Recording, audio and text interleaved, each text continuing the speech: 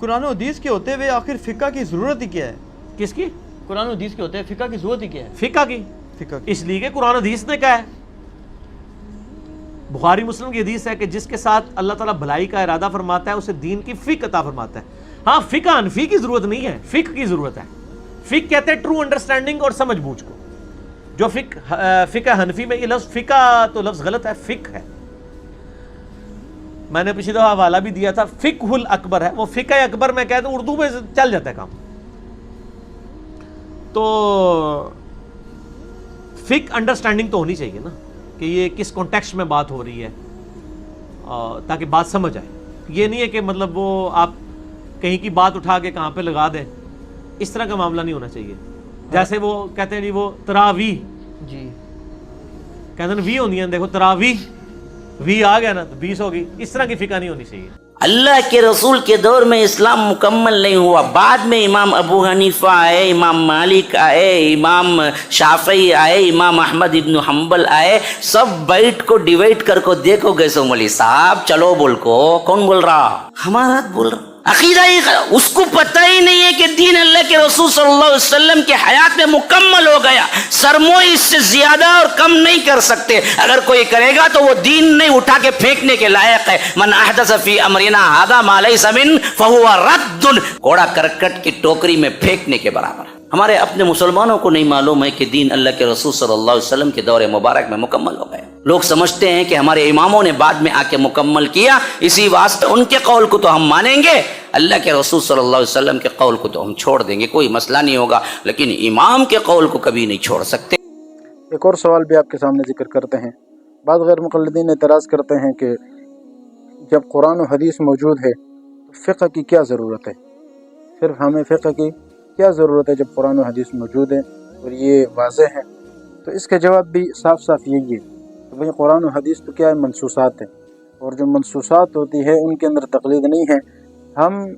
ہمیں جو فقہ کی ضرورت ہے یہ اجتہادی مسائل کے اندر ہے، یہ سارے اجتہادیات ہیں، تو اجتہادیات کے اندر ہمیں فقہ کی ضرورت پڑتی ہے، اور قرآن و حدیث ہمیں الگ سے وہ منصوصات ہے، وہ اس لیے الگ ہے اور یہ کیا ہے، الگ ہے۔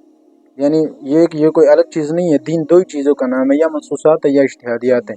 تو قرآن و حدیث میں صاف صاف منصوصات ذکر ہے، تو جو اجتہادیات اسی قرآن و حدیث کے اندر ذکر ہے وہ ہمیں واضح طور پر پھر فقہی مسائل کے اندر مل جاتے ہیں۔ ایک اور اعتراض بھی اس طرح سے کیا جاتا ہے کہ جب قرآن و حدیث میں موجود ہے تو پھر امام صاحب کی کیا ضرورت ہے؟ ٹھیک ہے، امام صاحب کی ضرورت ہی نہیں ہے۔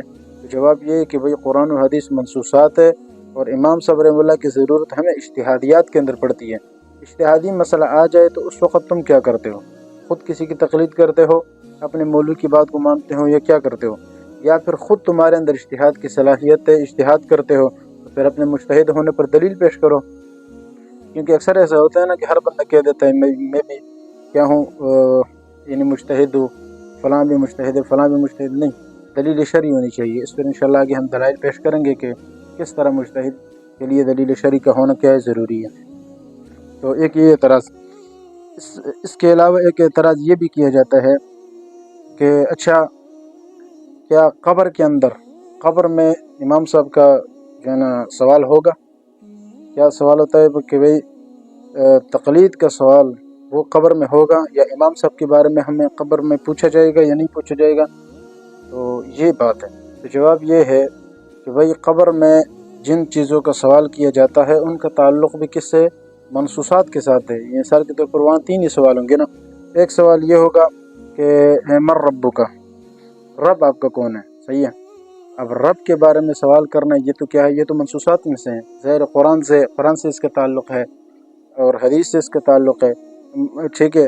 آپ کا نبی کون ہے، ٹھیک ہے نا، ماذا تقول فی هذا الرجل، یعنی اس شخص کے بارے میں کیا کہتے ہو، یا یہ من نبی ہوگا، نبی کون ہے، تو اس کا تعلق بھی تو منصوصات کے ساتھ ہے نا۔ تو اس لیے منصوصات کے ساتھ جن چیزوں کا تعلق ہے ان میں امام صاحب کی ضرورت ہی نہیں ہے، اس لیے کہ ہم تو عقائد منصوصات، ہم تو تقلید منصوصات کے قائل ہی نہیں ہیں، منصوصات کے اندر ہم تقلید کے قائل نہیں ہیں۔ امام صاحب کی ضرورت ہمیں اجتہادیات میں پڑتی ہے، لہٰذا اس کی بات الگ ہے اور وہ الگ ہے۔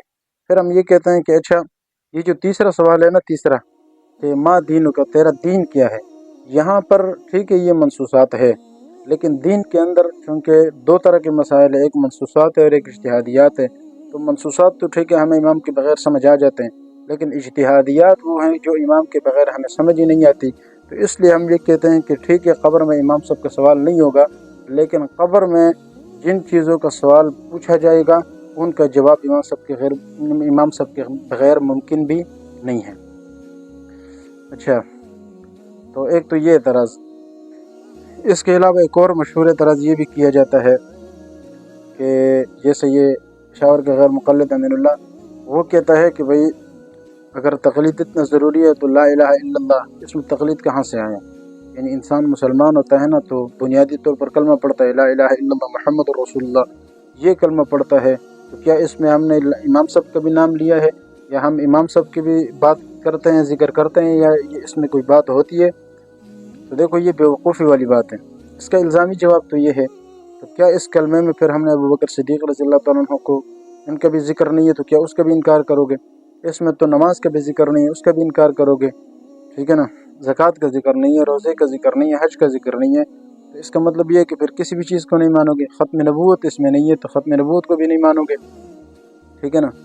تو یہ مطلب نہیں ہے، بلکہ یہ مطلب ہے کہ بھئی کلمے کے اندر دو چیزیں ہیں. نمبر ایک لا الہ الا اللہ، اللہ تعالیٰ کی ذات کے بارے میں کہ توحید ہے، اور توحید تو ظاہر عقائد میں ہے اور عقائد کا تعلق تو منصوصات کے ساتھ ہے. تو اس کا تعلق امام صاحب سے کدھر آیا؟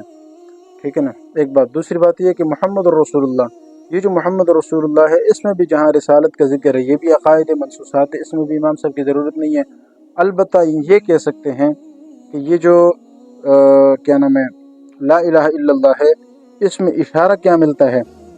اس میں ایمانیات اور عقائد کا اشارہ ہے، ٹھیک ہے. اور محمد الرسول اللہ یہ جو جملہ ہے اس میں عبادات کا ذکر ہے، ٹھیک ہے نا، عبادات کی طرف اشارہ ہے. تو جہاں عبادات کا اشارہ ہو تو عبادات تو ظاہر ہے پھر دو طرح کے ہیں، بعض وہ عبادات ہیں، بعض وہ چیزیں ہیں جو منصوصات ہیں اور بعض وہ جو اجتہادیات ہیں. اس لیے منصوصات یہ اور چیزیں اور اجتہادیات یہ الگ چیزیں، اور اس میں بھی ہمیں امام صاحب کی ضرورت پڑتی ہے، ٹھیک ہے نا.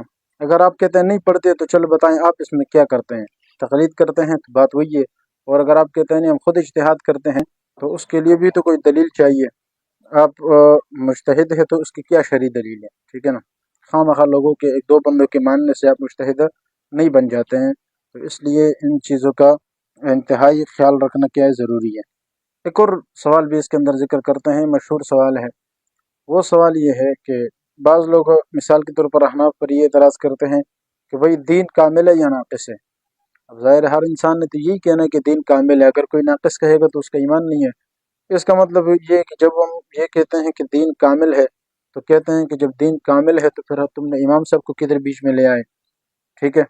تو بھائی اس کا بھی سیدھے سیدھے جواب یہ ہے کہ امام صاحب کی ضرورت ہمیں پڑتی ہے اجتہادیات میں، اور دین دو ہی چیزوں کا نام ہے، یا منصوصات یا اجتہادیات. منصوصات میں تو چلو اس کی ضرورت نہیں ہے، لیکن اجتہادیات میں ہم امام صاحب کے بات کو لیتے ہیں. تم کس کی بات کو لیتے ہو؟